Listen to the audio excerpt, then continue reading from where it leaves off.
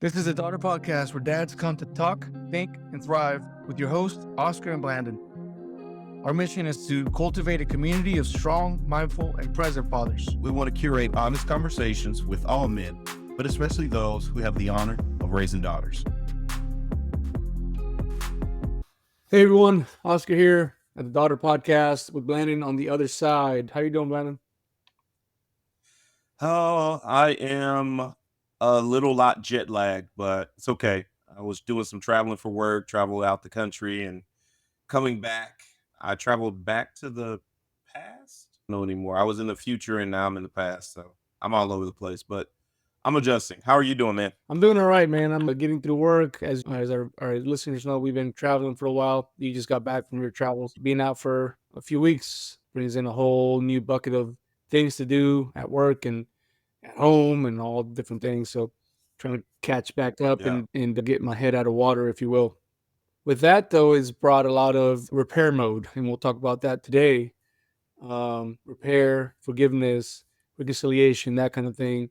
When it comes to Yeah. parenting these girls or fathering these girls, I have found myself in repair mode. Oh man, I think since like Saturday night, and I'm not like breaking too many things. I don't think we get to a point where maybe work, it may be things around, maybe finances, maybe whatever you have, but they start to chip at your ability to take on things, right? And I think Yeah. we talked about this a little bit in our prior podcast. We're give and give at work because that's what's expected of us, right? Your performance report relies on you giving all the things at work, and then we we should, right? We're supposed to work hard, but then we get home and we have just a little bit left for the people who really matter. And yeah, I've felt like I've been in repair mode for a couple of days now. Just we talked about the temperature of the house and how I can change that and trying to repair with the girls. And so it's been a little bit difficult this week. I can totally relate to that. And I think because we have our own set of words about this, we struggled this week, like trying to name this podcast, like giving it a name. But we were coming from the same place as what we found. Like you were calling repair. I was talking about forgiveness. And I think repairing and forgiveness lead us to this like reconciliation point, but we'll get there later. But yeah, I totally understand like modeling forgiveness, working in maintaining and repairing relationships, especially as a busy father and especially with girls. I think it's super important because that father daughter dynamic is, as we've said, is unique into itself. And I think once you begin to damage that, it starts to affect our girls in their other relationships because we're that primary relationship. We're that relationship that shows them and teaches them love from a man, love from authority, how they should be loved and respected and valued. And we have to be primary seekers of forgiveness for them, right? We have to be the primary repairs. They can't at 12, 8, 3, or 7 and 5 come to us and try to repair a relationship. We have to be the ones who go to them and model that forgiveness and what reconciliation looks like and what really being in repair mode looks like. And sometimes it can be difficult, like when we're traveling or when we're tired or we're stressed or any number of things that pull at us during the day. So I totally get that. Yeah, absolutely. And when we here in our household, I try to keep a even keel throughout the day, especially around the girls, because I want to model that in them. But I've read about this. I've read several different authors, as you talked about, right? I'm not trying to get zeroed into one.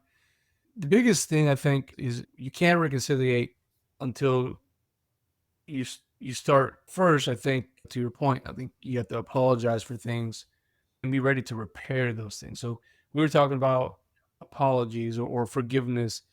before we started the podcast, and sorry can be so hollow, right? Like the word sorry for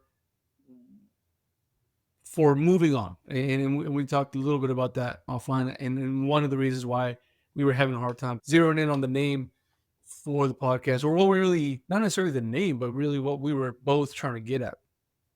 And one of my girls will do something to the other. Oh, sorry. What are you sorry for? Are you sorry that that your sister is hurting or what have you? Or are you sorry that you got caught doing it? Or are Mhm. you just saying sorry because you know that if you just say sorry, we just can move on? You talked about your Right. girls in the last podcast where they can go and rat each other out, and then in a second they be like just playing, like going right back to normal. Right. So Right. are we actually sorry, or are you just saying sorry because you know that's the next step before you can just move on and go on to something else? And I don't have hard research for this. I have studied a lot and read. And with my girls, as you mentioned, I want to emulate what they should be treated like, right? And Yes. so one thing I've had a hard time with is growing up, and how maybe how I was brought up is you just do what you're told. There's no arguing. Mhm. There's no conversation around it, especially if it comes to changing the attitude. Oh, how dare you have that attitude? And I guess to further that, there's no. I wouldn't be able to call out like my mother when I was growing up. Oh, you did this. Like it's taboo. It's not happening. That was unheard of Unheard of. when we were growing up. You're not calling out Right. adults. Even if you felt a way, even if you knew better, that was internalized, right? I'm not calling out my mother, first of all, because she's my mother. And when I was growing up, I'm not afraid to say it. I really truly thought my mother was crazy. She's a completely different person as a grandmother and a completely different person to me now as an adult child. But when I was growing up in that household, it was like she was loving, but I thought she was really crazy. Like everything that she said she would do, I thought she would do. When she was like, "You will be homeless if you disrespect me and or all this other stuff. You talk back."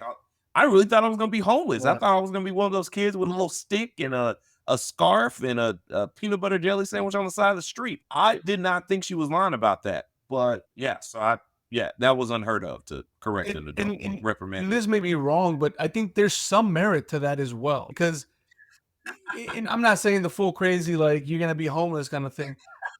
But the fact that you instill, like, you will respect your elders. Like you don't have to like right, people, right? You don't have to. right. You don't even have to know people, but everybody deserves a certain amount of respect when you first meet them. And Yes. that until that's gone, then you should be given that. I was raised pretty much similar. I'm pretty sure my mother was nuts as well. At least in the kid eyes that I had, right? In my head. Um, Yeah. In our heads, they're crazy. well, it Yeah, was for sure. times where if I said something, my mother's not an athlete, but I could have sworn she moved with the speed of a ninja, They smacked me in the did. mouth, and I wouldn't even know where it came from because how there was no way that she was gonna allow me to be disrespectful to any of my aunts or uncles or anybody. And again, maybe the methodology wasn't what we have now, right? But I can tell you, I'd be damned if I'd be disrespecting people, right? And Yeah. we'll go from there. Yeah. If you wanna get crazy, then we'll get crazy. But you what we start with a certain amount of respect, and I think that's Yeah. ingrained at least in me as I grew up, and it sounds like pretty similar you. Yeah. So again, may be wrong to say it, but I think there's some merit to that, especially as you see our current society. And when I look at a classroom video of some kid just mouthing off to the teacher, and the only Yeah. thing that we can find on the article is that the parent went in guns hot on the teacher. I tell you right Right. now, if that was me, if I was ever, in fact, I can tell you right now, every time I got in trouble at school, it Yeah. was never what Yeah. did they do to you? It was always what did you do? Yeah. Yeah. And Yeah. Yeah. and were you respectful? Were you not respectful? Because that was going to depend on the consequence that I had, right? Right. So again, I know we're diverting a little bit from our topic, but I think there's a certain amount of necessary teaching that needs to happen within that, right? As we grow our kids to be good people, respecting people. I agree. I feel like there was a certain level of like reverential fear that I needed to have. It got me here. I had some values instilled in me. It was, like you said, it was a teaching lesson because my mom growing up for me was not a liar. So if she said something, I believed it 100%. There was no questioning it. And yeah, I just think that we've gotten away from that a little bit, like that respect for our elders and adults and, what they say. And sometimes kids should just be seen and not heard in a situation. I think it's too freely that kids jump into adult situations and conversations and think they're contributors and they really shouldn't be. But now I want to try to do that in a respectful way. Like I tell my girls, hey, listen, if daddy is talking to adults, you don't just come butt in. That's rude. And I'm not raising you to be, number one, rude people or rude children and then rude young ladies, because that's not the type of young lady that I want you to be. Ultimately, I want you to be respectful of people and circumstances and understanding time and place. So I think all of those are teaching lessons and they're important. And sometimes I knew how I felt in that situation. I wanted to be heard by my mother, by my parent, and especially my stepfather was very old school. So he was definitely not trying to negotiate and talk to children. That was out of the norm. And I don't want to negotiate with my children, so to speak, but I do want them to know that they are valued in what they say, and especially girls. I think in a society where a lot of times women feel like they don't have a voice, and so now you have this kind of feminism that says we don't need men, get rid of men altogether, they're the problem. I want to be a good example for them to know that they always have a voice with me and they can always come and talk to me. However, there needs to be a time and place. And so I think that's a balancing Well, act. and I think it's important to realize that sure we're talking about our children, our girls butting into a conversation, and absolutely it's rude. But you said something that was key, and that is that there's a time and a place to give your input. So many times you will have someone give input that is one not relevant to the conversation. You can put it at the level of like insignificant, like some insignificant conversation, and it was not relevant. Fine, it's almost comical, right? And you've probably had those Yeah. people growing up. Or Yeah. it can be in a situation where it is significant, and maybe that's not the time to butt in and bring something in that is not helping the situation. But there is, again, merit in teaching your children. There is a time and place for them to bring in input because you're right. I'm the same way as I didn't have this, but I want my girls to know that they're valued. What you want to bring into the conversation is of value to me, but it may not be needed to bring in right now, right? Absolutely. Yeah. Talked about Bluey, right? There's this episode where the dad says, "How about you just touch my hand if you need to tell me Right. something? Don't interrupt, but just touch my hand. That way, I'll know to have a breaking conversation so I can come talk to you." I thought that was really good, Right. right? Because Yeah. I wouldn't be able to Yeah. interrupt. Period. When I was growing up, and odds are it was a significant conversation. But maybe there was something when and you've that every so often, and I've been so guilty of this where my kids will start to bug me, and I'm like, "Hey, I'm talking," and then they were like, "Hey, my baby sister's about to fall off the thing." Oh yeah, okay, thanks for telling me that. That's a time and Right. place.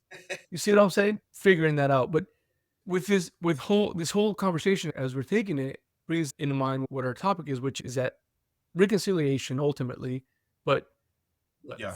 asking for forgiveness and repairing the relationship. And I say that because, as I mentioned earlier, I've been in repair mode pretty much all weekend. I've been almost just like too short with my girls where I'm either impatient because I got to do something. I've been super busy. As I mentioned, I just got back from being gone for three-ish weeks of just not being here. So that includes Yeah. work stuff and home stuff, and not their fault. but it's something where I catch myself on, right? It's like my meter starts to get tapped. They're not doing what I'm asking them to do in the manner that I'm asking them, which is usually just a personal preference, really. Or I'm my brain is busy with something in the moment. And you mentioned multitasking is a myth. 100% for me. Like I'm a one track mind person, right? 1000%. Yeah. So I'm doing something and they come and they start talking. And again, which is, it's almost comical because I'm not talking to anyone, but when they come in and this, like I said, this last weekend, they'll come and interrupt my thought process or my action of doing whatever. I've come to turn around and be like, I need you to stop right now. Leave me alone for a second. I'm doing this thing. But not in the tone. We talked about tones and we talked about that dad capital. So I felt like I've been diminishing a lot of dad capital this last couple of days. And the thing that I think, as I've learned more and more, that I've taken is that getting to repairing is really important. As much as you and I are trying to be better parents, better fathers for our girls, we're still human, right? And a lot of our background just follows. Like it's not, it doesn't just go away, right? Oh, I'm gonna be a great dad now. I just read this book and I'm gonna be great. Right, Look, right. right? It doesn't just go away. And so part of the repairing for me is one, self analyzing what I just did or what I just said or what I didn't say, or maybe more importantly for me is how I said it. And then Yeah. going to them once the emotions are out of the way, including myself, by the way, which was a huge factor for Yeah. me this weekend, which was like, I want to go repair this, but I cannot go repair this at this very moment. Because it's so important for me, it's so important to emulate the emotional control. And the thing is, when it happens, it's like the opposite because it's probably not emotionally sound. But I want to, at least in that repair mode, to go in well controlled in my emotions to say, hey, objectively, I was wrong in doing XYZ. This is why I was doing it. Not fair to you. What have you, like, have that conversation without that emotional lever pulled in any direction. Does that make sense? Yeah. Yeah. Yeah. So it's been for me a struggle to do that. But and one thing that sucks that I've done to myself is that I've stopped journaling. When I was journaling, I was able to write that down. Even if I didn't catch it at that moment, as I journaled through that, I was able to say, oh crap, I did these things and I didn't go and repair. And one thing that I've learned so far is that repair can happen whenever. And now, obviously, you want to do it sooner rather than later, but repair can happen whenever. So if I can catch that in my writing, in me telling myself, then I can go back or at least plan to do that the next day. And I like to do that, but I haven't been doing that. And I've caught myself missing those moments where I should have gone in and asked forgiveness and repaired just a little bit because I don't, again, to me, sorries just feel real empty. They are. Sorry is superficial. Like at best, it's superficial. But I think what you hit on is something very important and very vital is being able to name it, to be able to name the place of annoyance or irritation, and not just a trigger, quote unquote, but something that we deal with as people and then that we bring into our relationships, we bring into our parenting, we bring into our marriage, we bring into our friendships. Like, and they're typically constant things. They're not things that are just a one-off. So it's not just a thing that would just bother you in this situation and not in this other situation. And I really I find for me, it's been the same. It's been consistent. And it's where I have to do most of my seeking forgiveness from people in my misunderstandings of them, and then also like maybe I don't know, like a disconnection from them. And a main point where I have to do repair mode is when I feel unappreciated.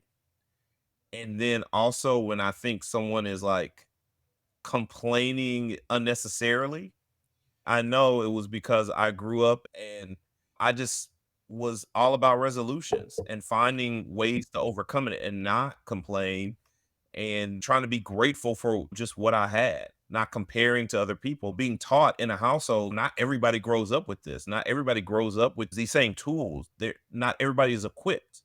Don't complain. And so when I hear my girls complain, first of all, and I'm doing as a dad, you're working really hard for your family, you're doing all these things, and then these little people who kind of show this entitlement. Dad, this is too hot, too cold, like this kind of Goldilocks complex.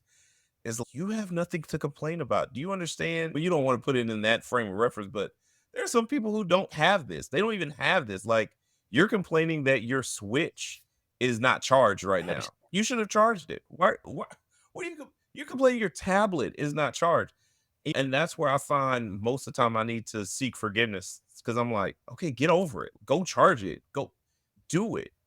And then you can see their little faces shrink and crumble. And then you feel like, oh, I've been a jerk unnecessarily because they don't know they're suffering from first world issues. Who in the third world country is complaining about not having a tablet charge, right? But yeah, and then I go to them and I have to admit that, daddy is sorry that he was harsh with you, that I belittled you or invalidated the way you were feeling. That was important to you at that time. And even though it might not have been important to me, I still should have taken the time to listen to you and I could have responded to you better. And I think that's being a dad, going to your daughter, wanting her to understand you and wanting to understand her better. So, Yeah, and I've tried to stop using the word itself, sorry. When I yeah, go and repair, I try to bring up what I did first without even saying yeah, forgive me, nothing. Just hey, I realized that I was doing this or I acted like this. yeah, I always try to make it a point too to remind them my reaction is not your responsibility. My yes, emotional reaction is 0% your responsibility. That is how I react to whatever you do is on me, good, bad, or yeah, indifferent. So I always try to remind them that they're not responsible for my emotional outburst. They're not responsible for me being upset. They're responsible for things that they're responsible for, not for that. right, But I try to yeah, remember to remind them that you're not responsible for me. I did get upset, but that's not your responsibility, right? Then we'll talk a little bit through that and I'll tell them why. I'll try to tell them why. Again, once emotions are out of it. And then I'll say, I apologize. And it yes, doesn't always go that way. Trust me, it does not. It doesn't always go in that manner either, because sometimes I feel like I did something not so bad, but just like bad enough where I'm like, I need to apologize now. And yeah, sorry first comes out first. But I try not to even use the word sorry anymore because it just gets it in my brain, it gets drowned out through my parenting learning. I've learned that I've created the situation every so often where my girls feel like they just have to say sorry about everything. Not everything, but like, oh, sorry about this. Like, why are you apologizing for it? Like, why are you apologizing that the dog did X? Like, the dog is a dog, right? But in that, I've realized like I may have created that an expectations or level of expectation that has done that. And so getting them to understand like, hey, the word sorry means nothing to me without action. yeah, And then I try to bring that to yeah, myself. Like me apologizing for something means nothing to them unless there's action involved. Because right, action, that is the repair.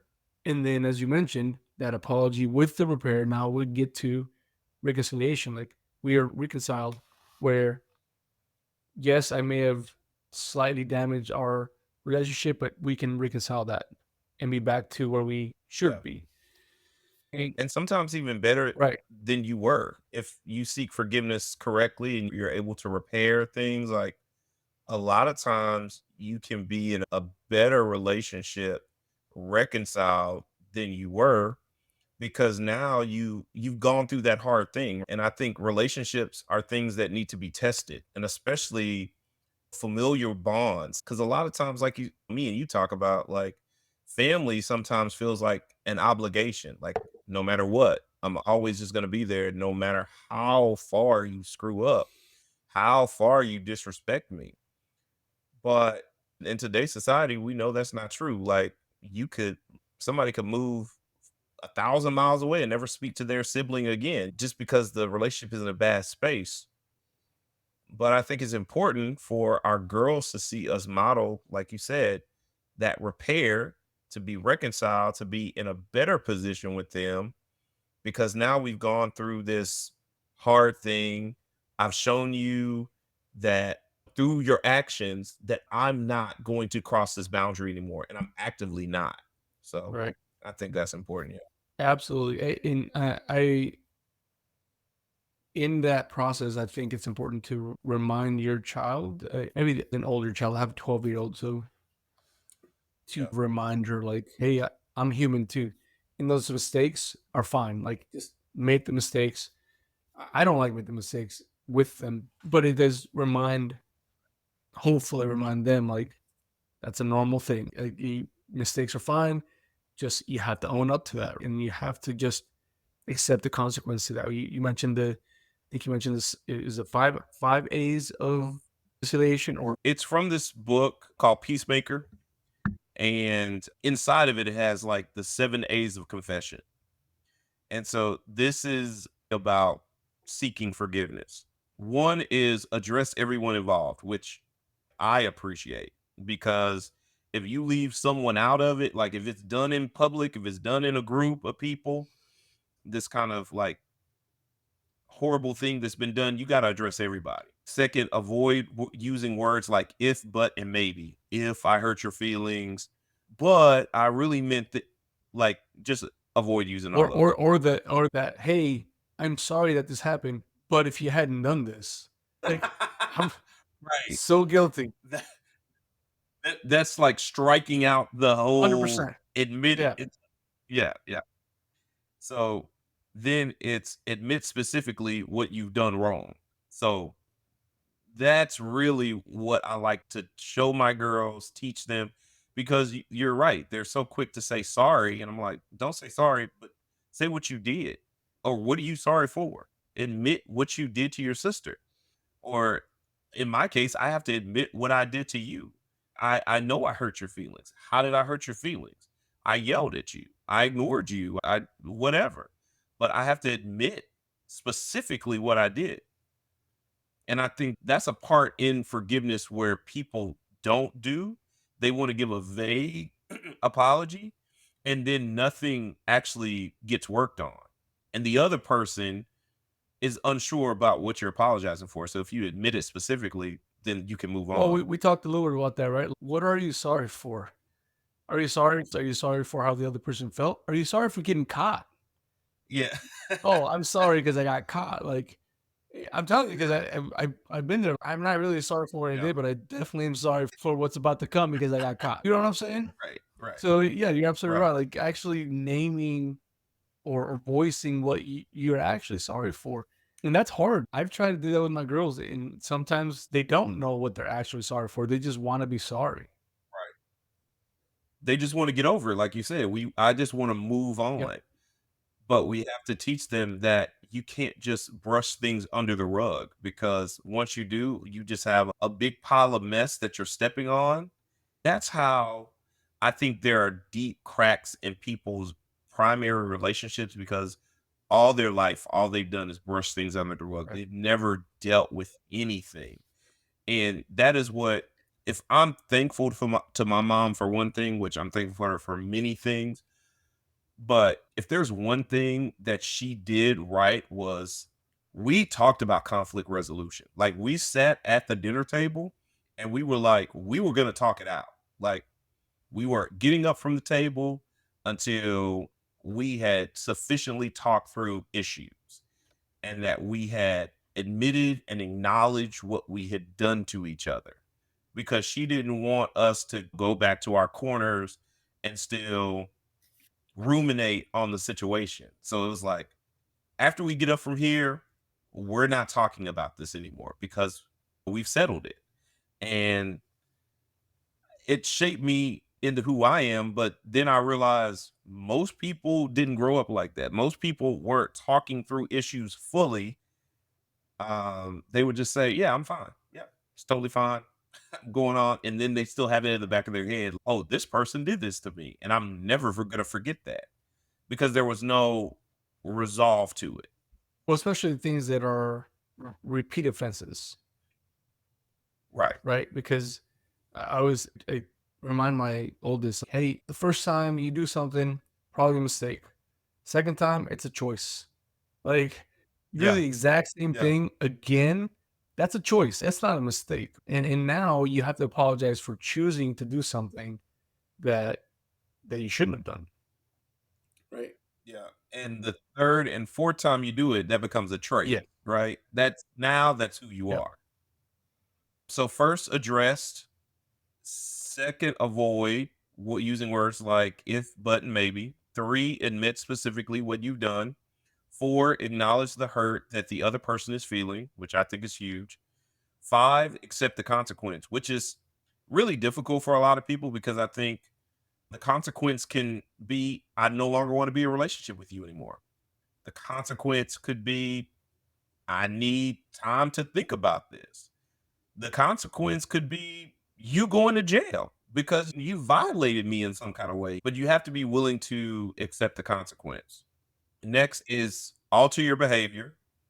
And then finally, this last one is ask for forgiveness. So those are the 7 A's of confession. And sum all seven into just ownership. You're owning Yeah. your actions, the consequence, and then the plan to change that. That's 100%. You're owning that. And here in our house, we talk about ownership all the time. Hey, make a decision, Yeah. own it, own the good, own the bad Yep. at all times. And Yep.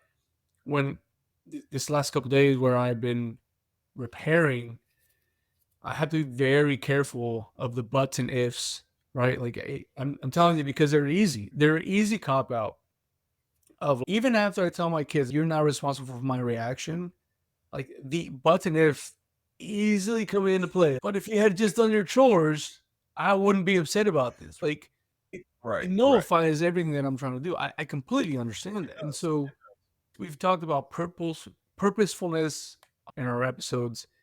And this is one instance where repairing has to be purposeful. I have to sit there and I will talk to my wife and be like, this is what I'm upset about. Am I too far left? Am I too far right? Tell me where I'm at before I go and repair. Or I'll say, or I'm gonna say sorry, but I'm only gonna say sorry for the things that I own. Hey, sorry for my Mm, overreaction. Hey, sorry for ignoring you because I did that. Even though I'm telling you, like Dave right now, just I have gone in to apologize in my brain thinking, but if you just didn't do this, and it's so hard for me not to say that because that's again, some people may not like that, but it's an easy cop out because yes, it is. technically, the chain of events is if this was done the way I asked, then this wouldn't have happened. Cause and Right. effect. There was Yeah. causality. I just didn't behave like this without a cause. Yes. So I need you to know the Well, cause. and part of that ownership is funny because you almost want them to take ownership for them, and so you wanna force it on them, right? Like, "I need you to take ownership for this," but it doesn't work that way. You have to just It does. emulate that and show like, "Hey, Yeah. I'm not taking ownership from what you did. I'm taking ownership for what I did." In Right. that, I hope that in your thought process, you say or you think about the things that you did, right? But that's hard because I want to just point out the things that they did because I want to Right. take ownership of it. But I think in conversation, that's good. In a calm, non problematic conversation, that's probably a good thing to talk through. But it is not, at least I found, it is not a good thing to talk through during a repairing session where I'm trying to repair how I reacted to my girl about XY. If I bring Yeah. that into that repair, then the repair can completely gets nullified. And now I have no way of really building back that capital. And ultimately, by repairing, my intent is to build back my capital or at least mend the break in the piggy bank where I put my capital in. At least mend it. Maybe I didn't build it back, but if I can mend it, then I can start building it back tomorrow and the next day and the next day. But that's my intent. So I've learned now that ifs and buts and reminding them or hoping that or actually forcing them to take responsibility is so hard because it's hard. It's just it's hard to do that without bringing in the ifs and buts. Because I can be like, I own all this, but you should probably own this other thing, right? And then that all goes away.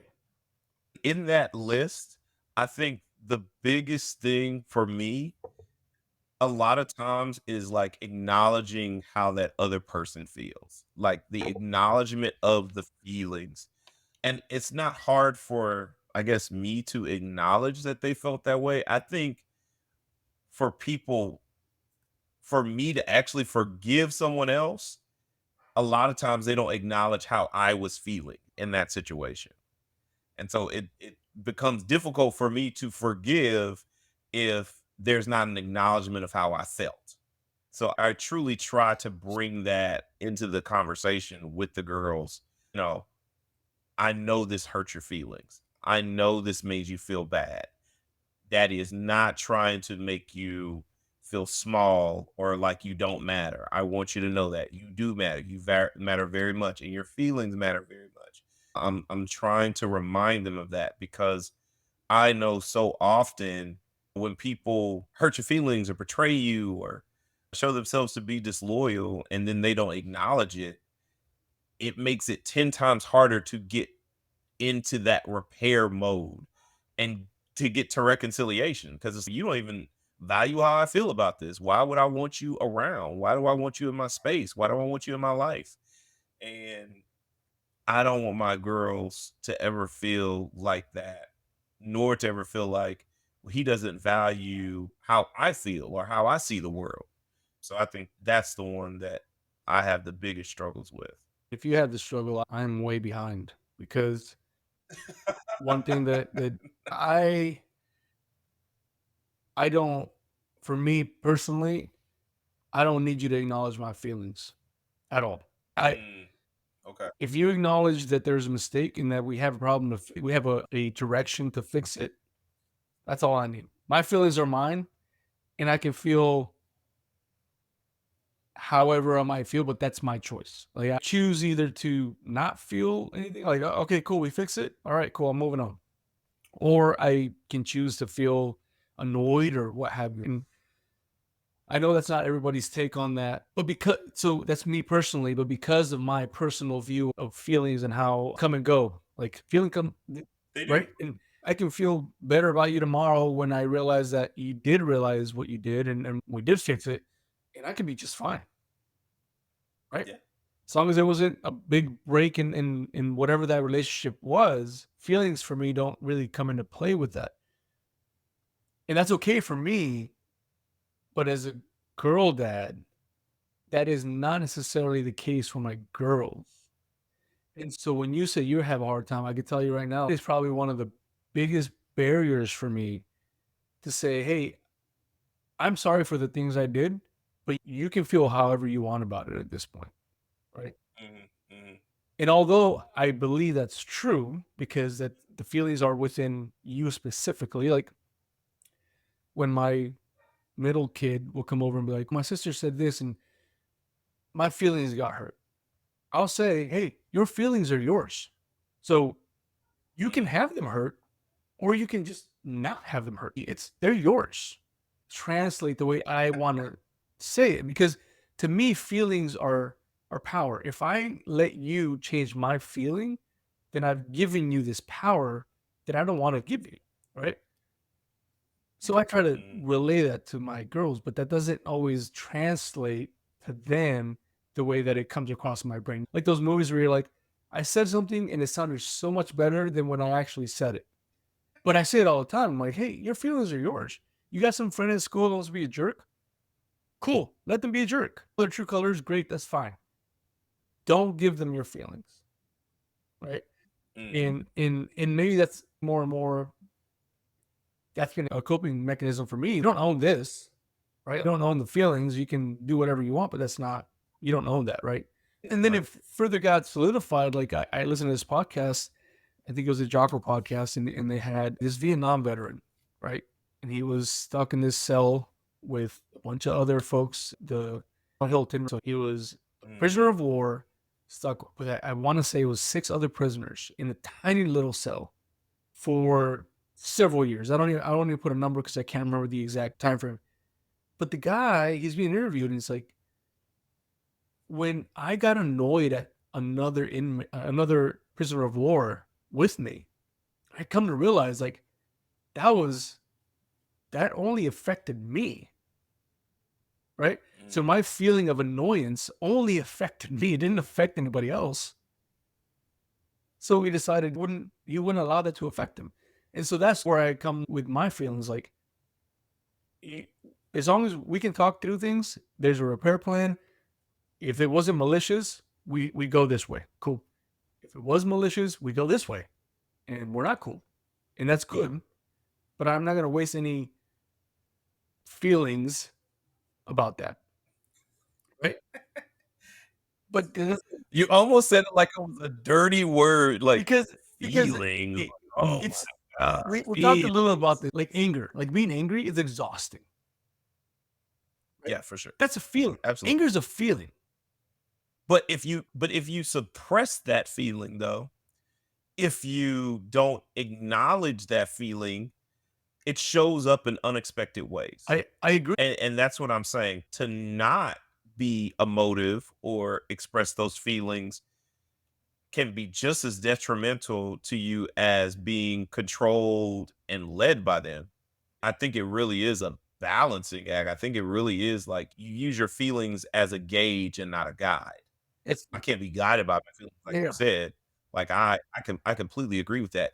But I use it as a gauge for myself to say, why am I hurt? But I think if someone does something that violates you and that may be egregious to you, I think it's okay to have a feeling about that and for that person to acknowledge that I'm disappointed in the way you responded in this time.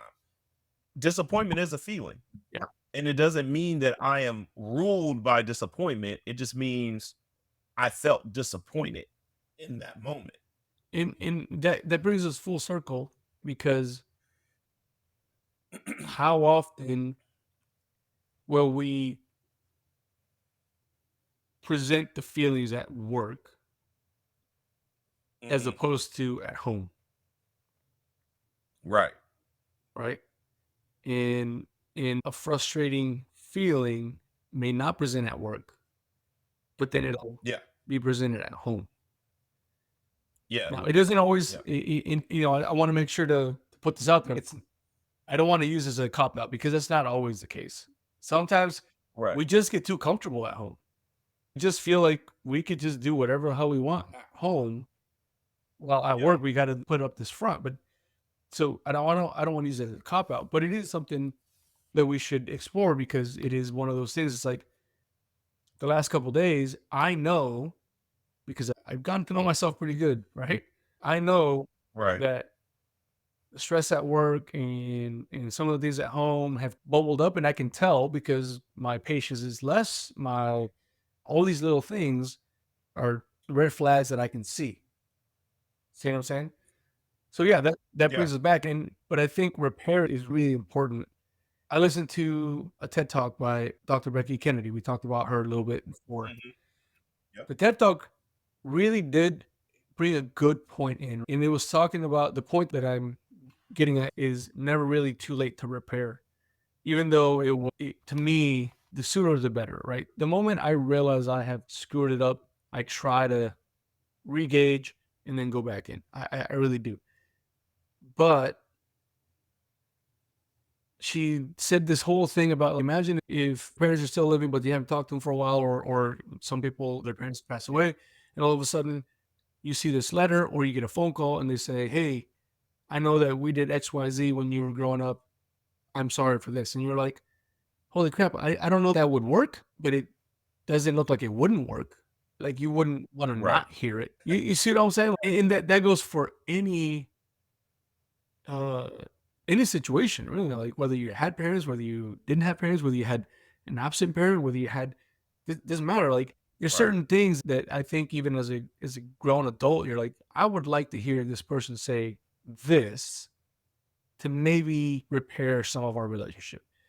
Absolutely. It's again, as I mentioned, because I have not been journaling, maybe I haven't caught some of those things. More and more, I realize the more I journal, the more I talk to myself. The more I talk to myself, I can tell myself the things that I maybe did wrong or right, and then move those forward. And the repair is so important because for me, the reconciliation with my girls is just more important than almost anything.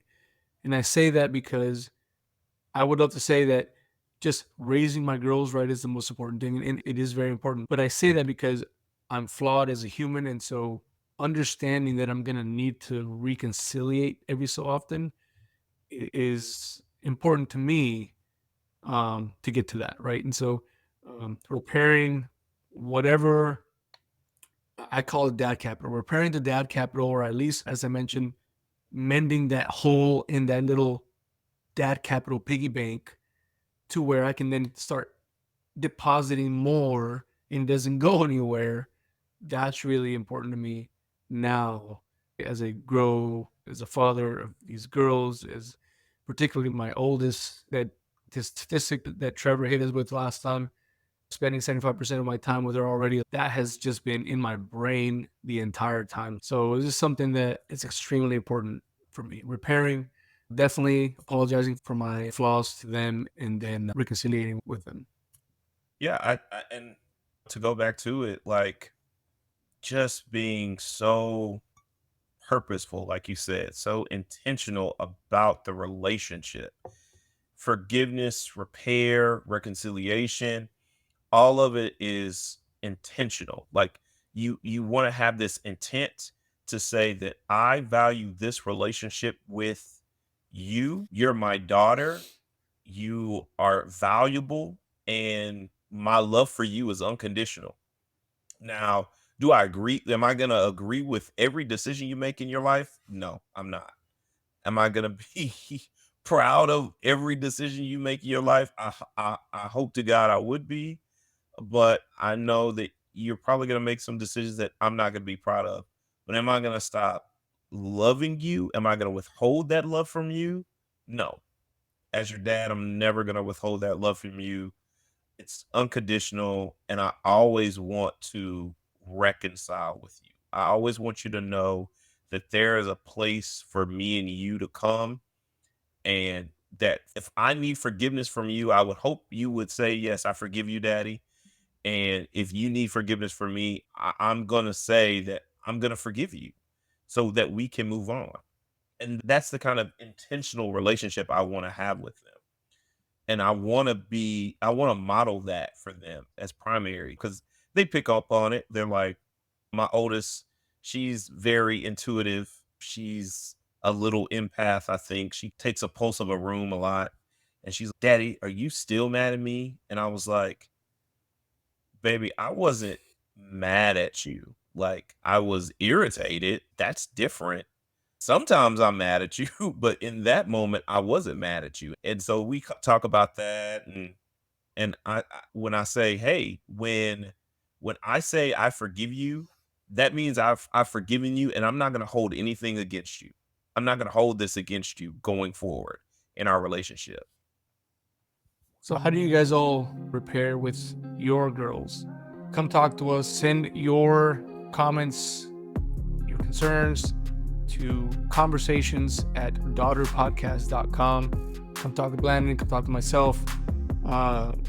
Give us some feedback on how you guys do this. This is obviously a harder topic to really think through, because it does take a lot of purpose, as you mentioned. Remember, this is Daughter Podcast, so we're here to build a community of strong, mindful, and present fathers.